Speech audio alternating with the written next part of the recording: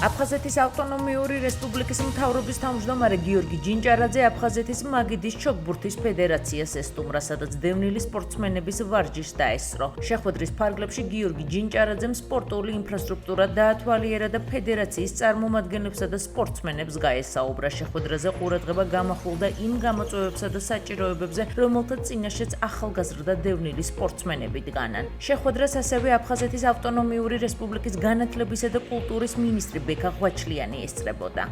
აფხაზეთის მთავრობის მთავარი პრიორიტეტია და ერთ-ერთი უმნიშვნელოვანესი მიმართულებაა სპორტის ხელშეწყობა და მათი აქტივობების წახალისება. ვეწვიეთ მაგიდის ჩოგბურთის გუნდს დიოსკურიას, სადაც გავეცანით მათ სპორტულ საქმიანობას. აფხაზეთის მთავრობა სამომავლოდ აქტიურ მხარდაჭერას გამოუცხადებს მათ და ზოგადად სპორტის მიმართულების განვითარებას.